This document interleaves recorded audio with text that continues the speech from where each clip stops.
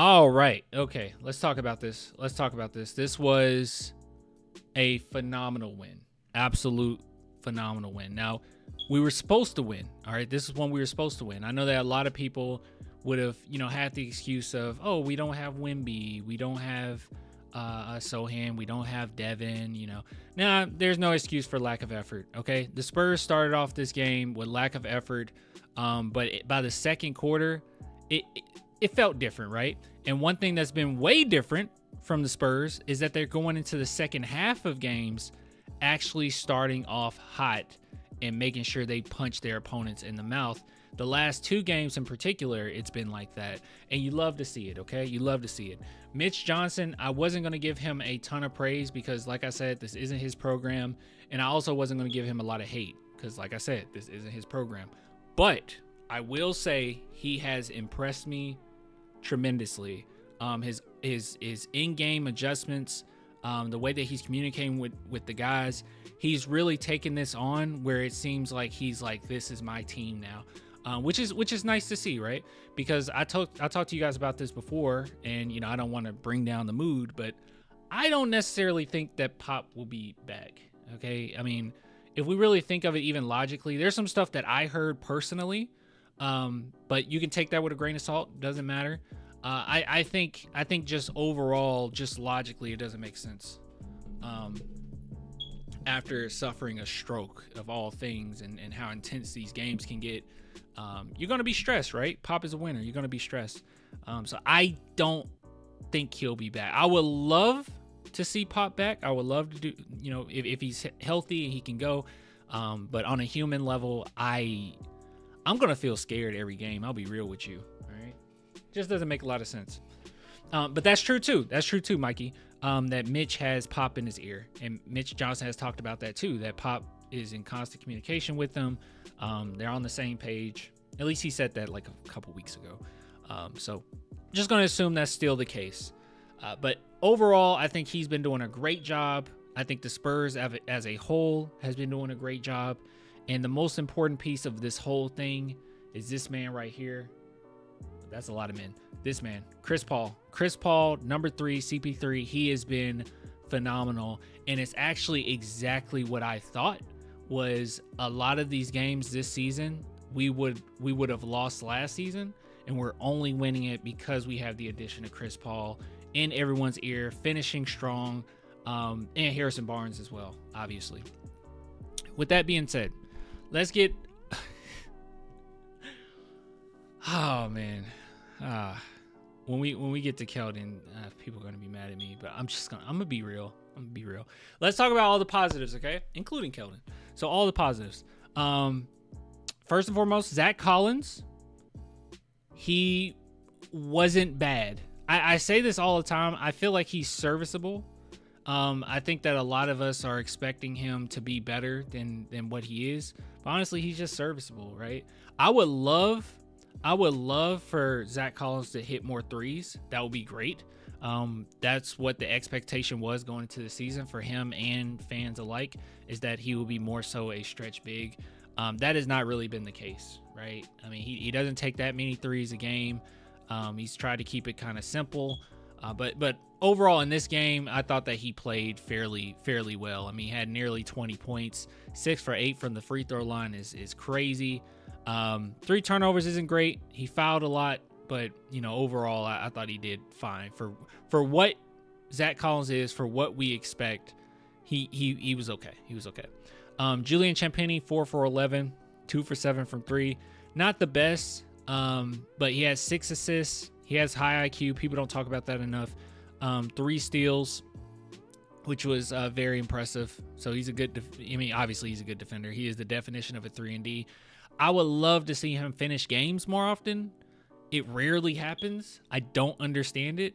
I was talking to my boy Swish, and he seems to believe that, well, maybe he's not finishing games because he becomes kind of shot happy at the end of games, which I can kind of see it, but I don't know, man. I think that he makes a big enough impact, defensively, that you don't have to really worry about that. I personally have not seen Julian Champagnie just try to take it upon himself unless the Spurs are force feeding him and telling him, hey, take these shots, right? But yeah, we'll see. Harrison Barnes did a great job. I think actually all of these games with Harrison Barnes, I usually sit back and I'm just like, oh, that's exactly what we expect. Nothing really say here, and I just move on. But I do think that he needs a lot of praise, right? 8 for 13, 4 for 5 from 3. What? 5 for 6 from the free throw line. He had a perfect game. 10 rebounds. He had a perfect game. This is an absolute perfect game. He was huge. He was huge. He was great. He was great. This is a perfect game. This is what we expect out of him. And his defense was okay. You know, he's not. I never said that he was a great defender, but he's a decent team defender, and that's the most important thing down those stretches. As long as you have a Steph Castle on the court, you good to go, baby. You are absolutely good to go. Yeah, Barnes was great. Chris Paul, he's the reason we won. Okay, if anyone deserves the credit, he deserves it. Thanks, man. Thanks for the super chat. He says, told myself would donate if we won after being down. Okay. I'm not forcing you, but thank you. But yeah, Chris Paul, he's the reason we won. I mean, at the end of that game, he just absolutely killed it, dude. He was absolutely phenomenal. I think he hit 2 clutch shots, if I'm not mistaken. Hold on. I think it was 2 clutch shots, but most importantly, he was communicating with everyone. He had a crazy great assist to Steph Castle. Castle was clutch as well. Let's see. Control find Chris Paul. All right, let's see what happened. Assist to Zach Collins with 9 minutes on the clock. He stole the ball from Drew Eubanks with 8 minutes on the clock. He had a pull-up jumper with 7 minutes 44 seconds on the clock. Then he had a defensive rebound. Missed a pull-up, had another defensive rebound. Had an assist to Steph Castle for a dunk with, hold on, how much time was it? 6 minutes and 49 seconds on the clock. With 5 minutes and 33 seconds on the clock, he made an 11-foot 2-point shot. Then he made a 3-pointer with 4 minutes on the clock. I might have undersold him. He had an assist to Steph Castle with 3 minutes on the clock for a layup. He made a pull-up shot with 2 minutes and 42 seconds on the clock. Then had a defensive rebound. He missed a 3-pointer. And then he made 2 free throws with 28 seconds on the clock. And that was game. So he just completely took over the fourth quarter. And he's a huge reason why we won this game. I mean, undoubtedly, he's a huge reason why we won this game. The reason, actually, if you want to give it to one person. So he was great. And, you know, a lot of these games we would have lost last season. So kudos to him. Happy to have him. I'm really hoping that he just ride it out and he doesn't get a trade, right? I know that's been a thing this whole time. Like, people have been talking about how he could end up leaving. I hope he stays. I hope he stays, right? Don't ring chase. Just help us out, please. For the love of God, just help us out. Because at this point, I don't know if there's any team that he could be traded to that he will win a championship this year. I don't know. It seems like it's pretty set in stone. Some of the teams that's more than likely going to win it. Well, maybe not so much in the West. You know, West still pretty open. In the East, it's pretty obvious. It's going to be the Celtics or the Cavs, but probably the Celtics, right? But moving on. Let's see. Castle was phenomenal. He was absolutely phenomenal. His percentages have not been that great, but to show you how good he actually is I haven't seen one fan, and maybe it's because of how young he is, but with having Wembanyama, people have been way more skeptical, way more criticism prone to our players. And Castle has gotten no hate whatsoever. He could have a game where he goes 1 for 20 and everyone comes out of it unanimously saying he had a good game. That's what's crazy about him. So this game, he's 6 for 14, 1 for 3 from 3, which isn't bad. Thanks, man. Clan on KJ, hate his dunk, teeth, yelling, etc. I'll get there. But yeah, 5 for 5 from the free throw line, 6 assists, 3 rebounds. And you know what? Screw all this. He was clutch. All right. That's all that you need to know. He was absolutely clutch. His defense was great. It's not going to show up in the stat sheet. Defense was great. Made some really great reads. Took the right angle on all of his defenders when it came to cutting to the rim. He's incredible, and he's a winner. That's what's most important. He is an absolute winner. It wasn't a fluke. All right, it wasn't a fluke. Him going to UConn and winning that championship is not a fluke. It takes a lot of mental prowess to pull that off, and you can see it. He's awesome. He's awesome. He's a winner. He is the type of player you want on your team when it comes to playoff series. Okay. As far as Keldon, I loved his rebounding in this game. But that's no different. You know, Keldon always brings the utmost effort, so I really liked that. He had one score in particular in the first quarter, I think. Keldon is good. Okay, so Keldon is really good for when you're down, right? And I'm gonna circle back down to that, or back around to that. When the team is down, he's a perfect type of player to bring off the bench, and he's a spark, right? He's a spark plug. So when the Spurs are down, you bring him in. He can give you some easy baskets here or there, and you really like that. He brings the energy in that regard.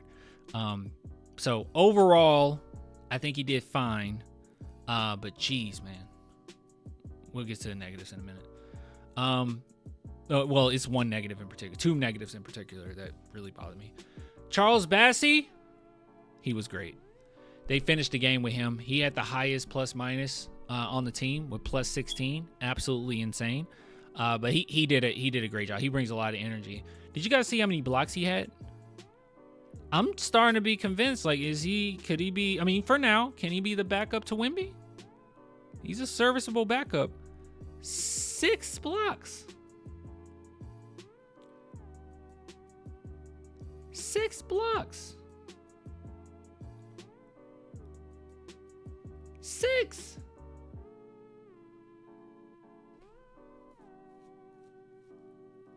Oh, is that true? Charles Bassey 6 blocks and the most off the bench since 1984. I'm not accustomed to Spurs players at all getting 6 blocks. I mean, you know, obviously Duncan Robinson, outside of that scope, I'm not accustomed to seeing this on the stat sheet unless your name is Wemby. He was great. He's not the best scorer. Sometimes I look at Bassey and I'm like, oh man, why did you take that shot? But you know what? For the most part, he makes the right reads. Even that pass, because I'm pretty sure that was him, right? He had this pass. He had 1 assist in this game, and it was a pass to Harrison Barnes in the clutch. Let me make sure. And that was huge. It wasn't, you know, a pinpoint pass. He's no Chris Paul or anything, but. Oh wait, am I tripping? I might be tripping. That wasn't him. Who made that assist? Guys, who made that assist? See, this is why we look these things up. Let's see, Barnes. Was that a Chris Paul assist? No, it wasn't a Chris Paul assist, was it?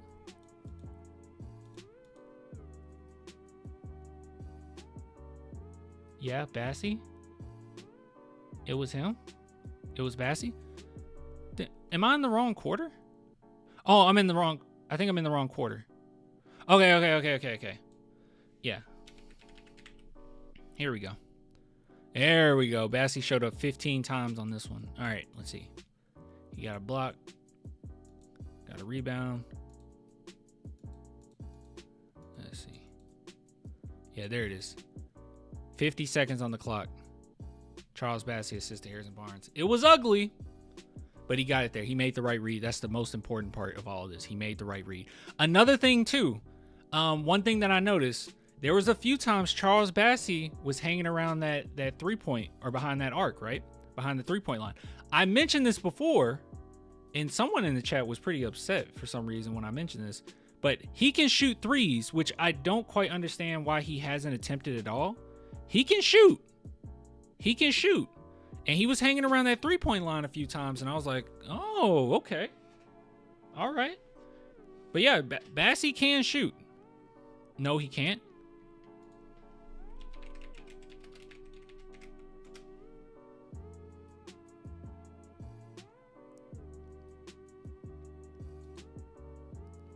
All right, so this is from 2022-2023 Spurs player reviews. Charles Bassey.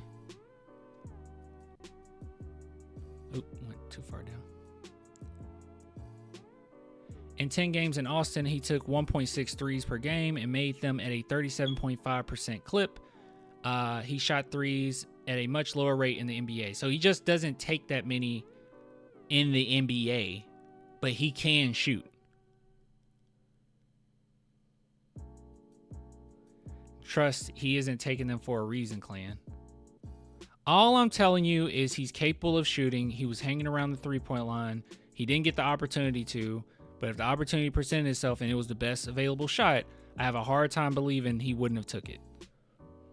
Yes, wait and see. Give it, let it simmer a little bit. You know, let him get his minutes in. Let him be effective, and he'll be able to sprinkle in those threes here and there. We'll just have to wait for it, but he can shoot. All right, moving on.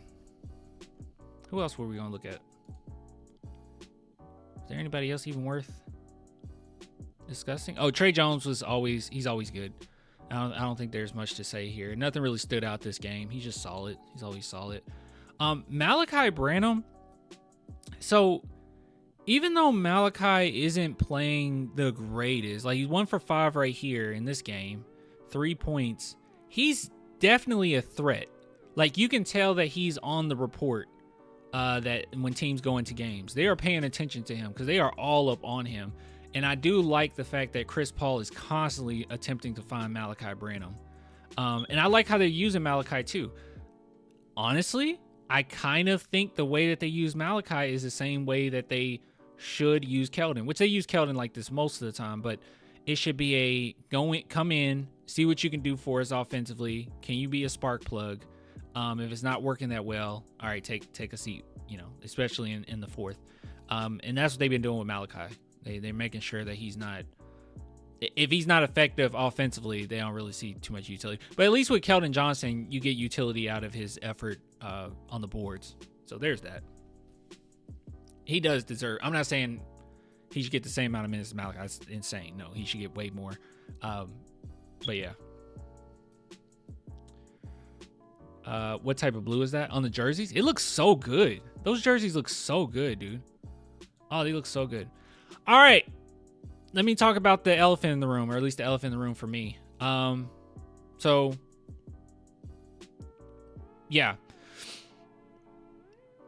this game I was gonna come out of it and I was just gonna say, hey, Keldon did a good job. They didn't. Is Mitch Johnson Coach Pop's long-time? I have no idea. I have no idea as far as long-time successor and all that. All I know is right now, in the here and now, Mitch Johnson's doing a good job, and I think he's winning over the players for sure. Okay. All right. With that being said, moving on. The whole game, I just thought he was fine. Like I was like, okay, Keldon Johnson is serviceable. I wasn't even focused, and this is a good thing, right? Once we hit the fourth quarter, I wasn't even paying attention to Keldon. Nothing really stood out that was terrible. He gave up a 3 down the stretch. But hey, you know, it happens. You know, we're down defenders right now. I would prefer Champagnie just being out there, but you know, it is what it is. But hey, you know, we're down some guys. But man, oh man, dude. That last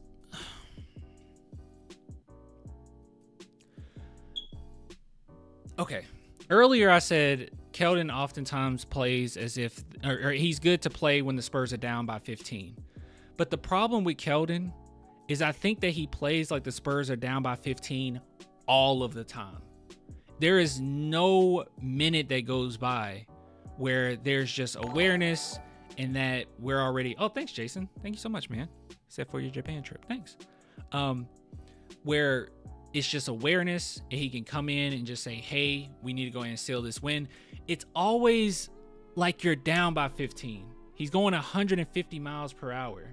You can try to compare him to like a Westbrook, but Westbrook had so much athleticism, so much bounce, just so much talent that he can kind of make up for that mentality back in the day, right? But Keldon, it's like constant, man. And I felt like that was the same thing in this game where, you know, they attempted to steal the ball. He could have just held on to it let the time run out a little bit more, and yet still this win.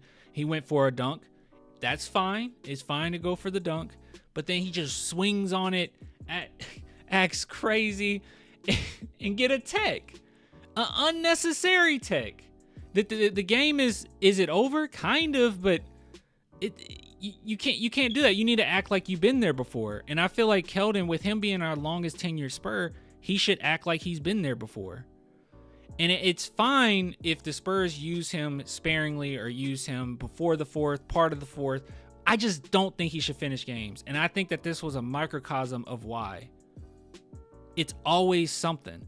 And you saw Chris Paul and Harrison Barnes get pretty like upset and talk to him and get on to him about it. It's just like, what are we doing, man? Act like you've been there before. Steph Castle is like 13 years old and he plays like he's been there before. And I know Keldon isn't as talented or whatever, but that's not the point. It's just the mentality, right? Steph Castle, he also had a dunk in a very crucial situation. He didn't act crazy about it. Obviously, he was excited, but the game ain't over yet. And I just feel like with Keldon, it's just like constant, like we're down by 15. We need something. We need something. We need something. And we don't. Oh my gosh. Thank you, Anthony. He said new batteries for the beeping fire alarm. It is so loud, dude. I'm just glad I got these earphones on. I can't hear it to the full extent. But yeah, you get what I'm saying? Let me talk to the chat, okay? Because I know I'm gonna upload this, and there's gonna be people in the comments like, "Oh, you're always hating on Keldon." But guys, I don't know what to say. The ending was just so unnecessary. This happens all the time, you know? It happens all the time, and it's easy to overlook it when you're winning. But this type of stuff at the end of the game like that, this will lose you playoff series. This type of stuff will lose you playoff series. There was no point in doing that. Just seal the win. Seal it. Seal the win.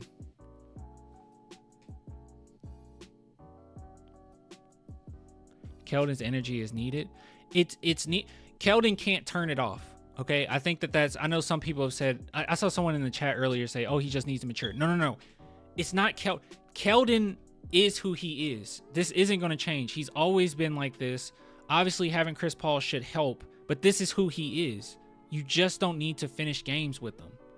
That's it. I actually get on to the coaching more than anything. Stop hating on my boy Keldon. Look, you feel that way because we won.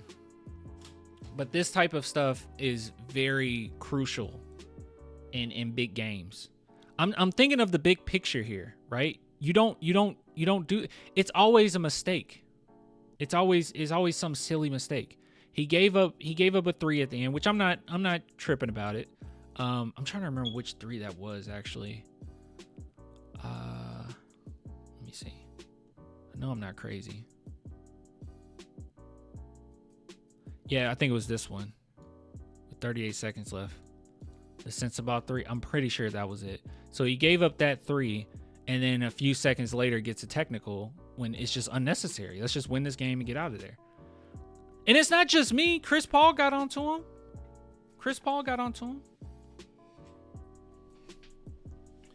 Oh my goodness. You act as if Keldon is the only one that misses or makes mistakes. I didn't say Keldon is the only one that misses or makes mistakes. Missing is not the problem. Keldon can miss some shots. It's the on-court awareness is kind of the biggest issue, honestly. You can miss some shots. Last game, a game in which we won, we had Mitch Johnson yelling at him for taking a 3-2 early in the shot clock. And that's been a continuous thing. But in this game, you have Chris Paul getting onto him for that. No one... Can you at least tell me who's making all these mistakes? Because I'm watching the team, and team defense has been quite great. I'll be honest with you. Like, as a team, I think it's been quite great all the way around. One of the best defenses in the NBA. But it seems like Keldon is always the one that's the odd man out. I think it really just needs to come down to he just shouldn't be in the game at the end of games. And I wouldn't be this critical if he wasn't the oldest Spur we have, right? That's it. Keldon is the longest tenure Spur with the second highest contract on the team. He deserves more criticism than anyone. That was July. If he could just clean up his fourth quarter mistakes, he'd be fine. Oops. His strength is driving to the basket. He takes too many threes in the fourth. I don't even know if he took any three. In this game in particular, I wasn't mad at his offense. He was just kind of in the background. Defensively, he wasn't that great. It's just, why are we ending games like this, you know? I just felt like everyone on the team acted as if they've been there before. You know? They sealed this win. I just don't think Keldon seals wins. I hope that makes sense when I say that he plays as if we're down by 15 all the time. It's great when we're actually down by 15. But when it's a close game, that's not great. But overall, it's not like he was like the worst player in the world or anything. It's just stuff like that where it's like, dude, what's going on, man? Stop doing that. Stop. It's like always something weird. Clan just hates Keldon. I don't hate Keldon. I don't hate Keldon, guys. Hold on. I don't hate Keldon. Back in the day when I used to critique DeJounte Murray, I can say with confidence I was not the biggest DeJounte Murray fan. Because his personality, he was always like giving subliminal shots to our front office, and he had a lot of drama going on off the court that no one really talked about. I wasn't that crazy about him. But that's not the case with Keldon. I've always liked Keldon.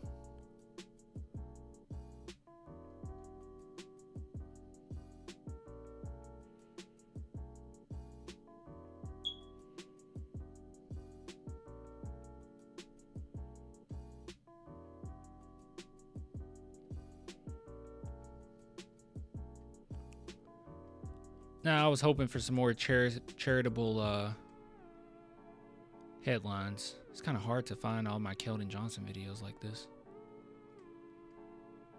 Let's see, that was a trade rumor. It was kind of a while ago.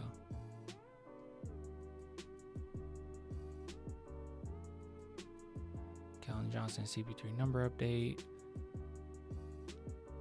Oh yeah, that. I remember that. When they were getting ready to trade him. I remember this. This was positive.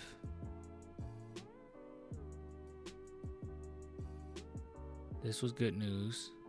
This was good news. This was positive. This was 2 years ago. Dang, look how dark the room was back then. Dude, I'm glad that I brought some light. My goodness. Jeez. It was so dark. I don't know. Anyways, sorry. That's besides the point. Look, overall, I think the Spurs did a great job. And I hope that, I know a lot of people, especially after a win, this is what's going to happen. It's only going to be after a loss where people come in and say, you were right about whatever. But like, I hope that people at least understand what I'm talking about. It has nothing to do with him. Keldon is who he is. This is more of a complaint for the coaching staff at this point. He just shouldn't finish games. He's not a finisher. He's not that type of player, you know? Frosty says, yes, you do make sense, Clan. I don't understand why everyone gives Keldon the benefit of the doubt. He tries too hard even when we are ahead. That's when he needs to slow it down and not lose the game. Yeah, that's all it comes down to, man. The situational awareness is so bad. Yeah, the time where you got to slow down, you got to calm down, he doesn't. It's always like we're down by 15. That last play was a microcosm of the issue, I think. Right? That's a small example, but it's constant. It shows up in so many other different ways too. Why get a tech in that situation? And you're the longest tenure Spur. You've been there before, or you should act like you've been there before. No, Lord knows Castle does. Lord knows Castle does.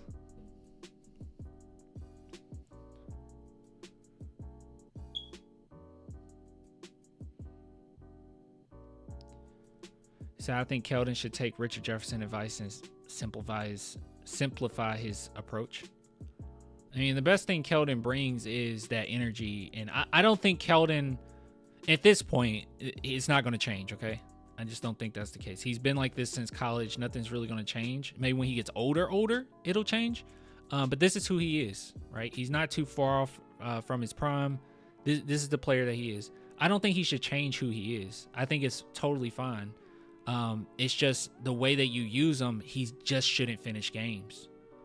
He should only finish games if the Spurs are down, you know, because of the type of player he is. But if you're down by like, or you're up by 5, down by 5, I do not feel comfortable with him on the court.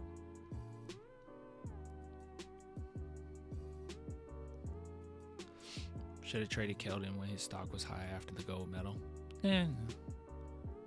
We don't know what the market looked like at that point, you know. I really hope Bassey gets more minutes once Wemby is ready. Oh, I think that Bassey is undoubtedly earning his minutes.